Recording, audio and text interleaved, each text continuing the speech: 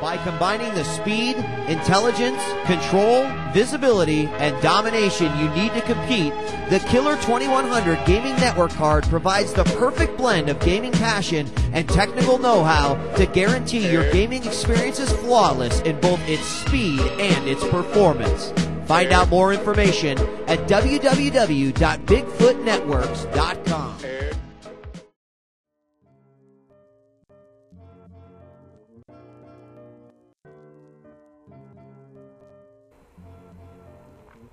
Hi, this is EG.IdrA Fields of Team Evil Geniuses, and this is a Fragmore University Pro Replay review brought to you by Bigfoot Networks. In this game, we'll see me versus SeleCT from the MLG-DC Finals. It will be a ZVT on the map Xel'Naga Caverns.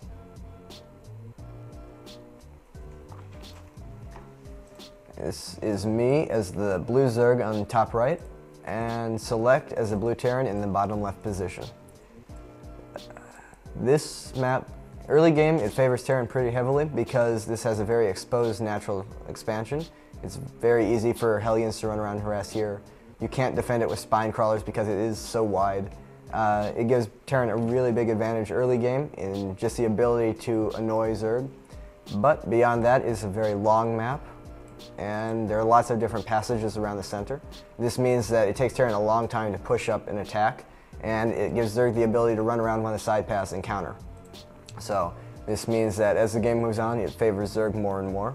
Terran really needs to do something early on to take advantage of this exposed natural and put themselves in a good position. Otherwise, they will have a very difficult time during the later game. A lot of Terrans are forced to simply take this expansion and try and turtle up here and hope that Zerg wastes their army or makes some kind of mistake, just because it's so hard to be aggressive given this map architecture. You see SeleCT going for kind of a strange build. He actually goes gas before barracks. This is a build, I'm not sure if it's originated by, but TLO uses a lot. He actually goes gas before barracks and uses it to get the fastest possible Hellions.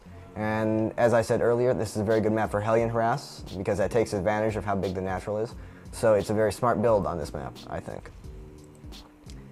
So see SeleCT sending out a pretty early scout, but not early enough to prevent my expansion hatchery. I did go 14 hatchery first expansion. This was during a patch, during a portion of the meta game where it's very safe for Zerg to fast expand because Terrans had just lost the ability to really pressure with Reapers, and the patch required a depot before barracks build, so you couldn't proxy barracks and pressure this. Terrans have since found ways to be more aggressive, but at the time this was a very safe, kind of untouchable build that gave Zerg a very powerful economy early on. And here you can see that his barracks is nearly done. He has enough gas for a factory, and he'll start the factory immediately after. This is significantly faster than a normal factory a normal factory build, and it gives him Hellions before I'm really prepared for it. It's a very powerful, aggressive build. Here you see me getting my gas. I believe that was 14 hatchery, 14 pool, 17 gas, which is kind of my normal fast expansion build. He's still probing around with his SCV, seeing if he can see anything. But there is nothing out of the ordinary going on. It's just a normal fast expansion build. You also see him getting a reactor. He'll switch these buildings, get reactor Hellions immediately, have those two very, very fast Hellions out to try and be annoying. My drone is just harassing a little.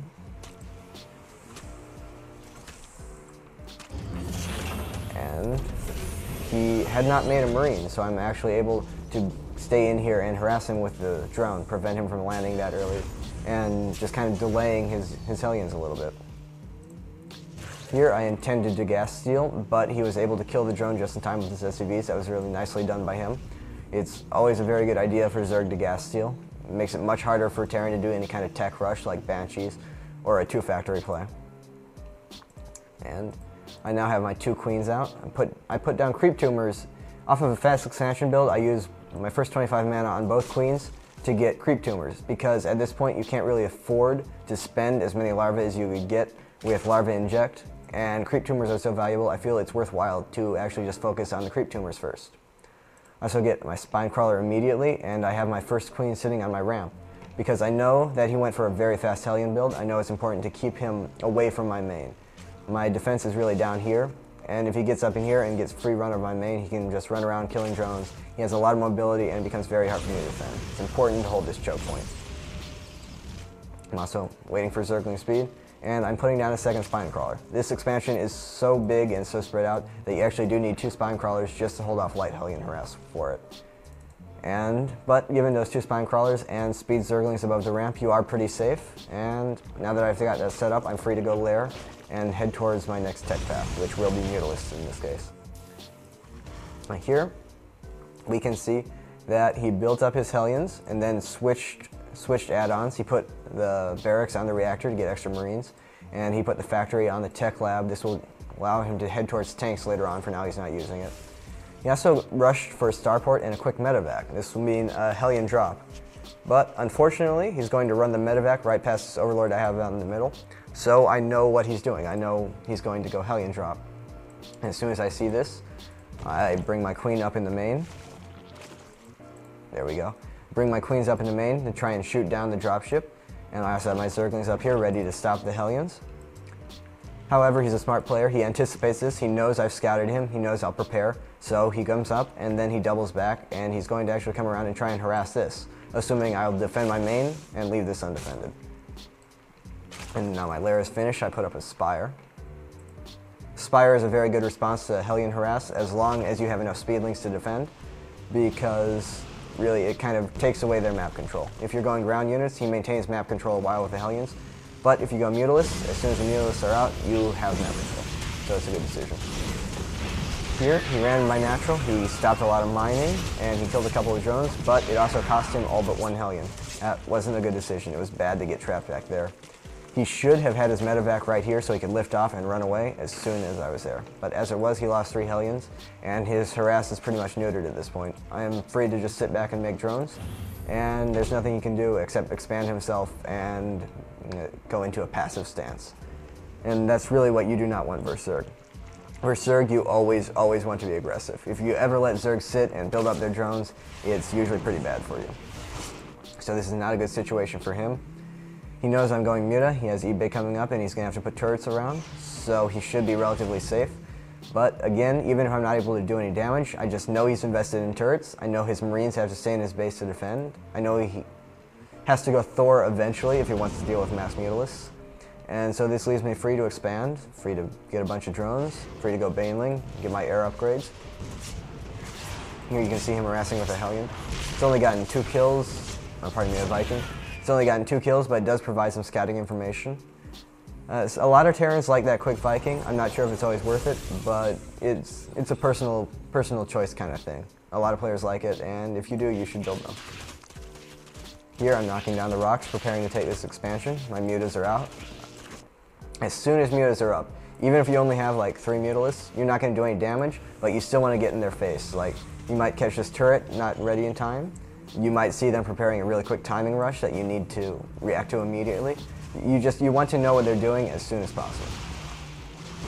And I got kind of lucky there, stopping it when it was 99% done, but he does finish it off.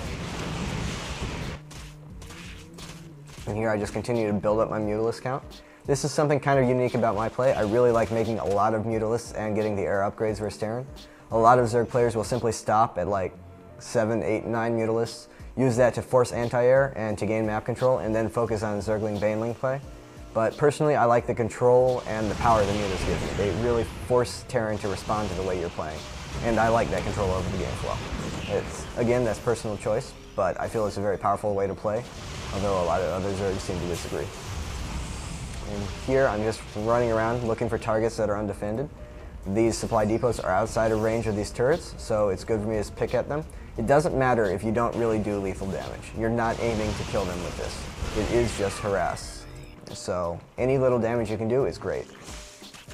And here, I've actually expanded really slowly because his early game harass, it did force a lot of Zerglings. I was really low on drones, so I couldn't afford to expand for quite some time. Normally, you'll want to expand as soon as your mutas are out. And see, I've finally taken my 3rd base. He's still in a defensive posture. I'd like to take this opportunity to pause, and before we continue, I'd just like to remind you guys that this replay review is brought to you by Bigfoot Networks, makers of the Killer 2100. The Killer 2100 is a top-of-the-line gaming network the card that increases performance across all online games. I use it myself and I love it, and I'd highly recommend you guys check it out at www.bigfootnetworks.com. Now let's go back into the game.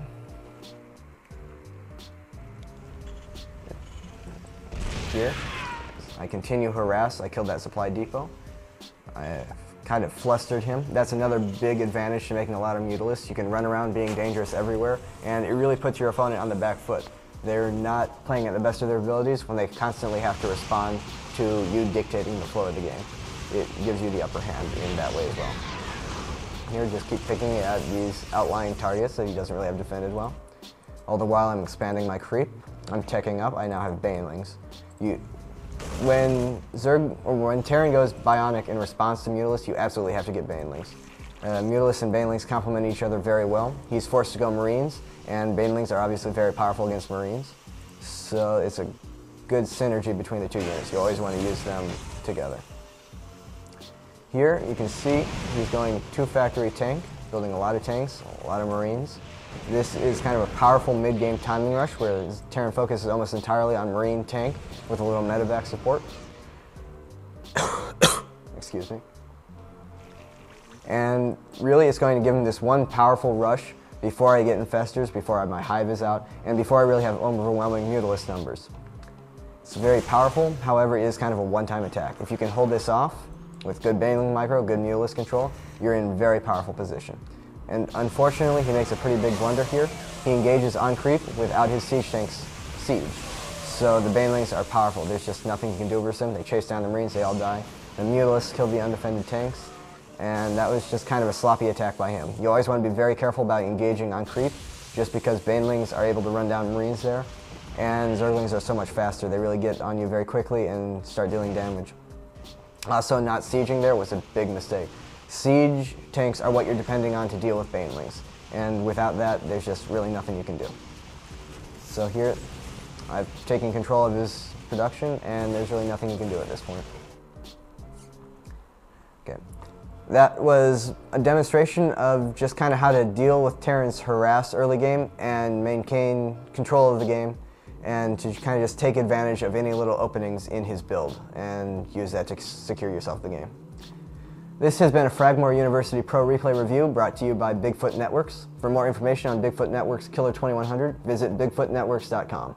For more great StarCraft II content, visit bigfootnetworks.com/Fragmore and the Evil Geniuses team website at www.myeg.net.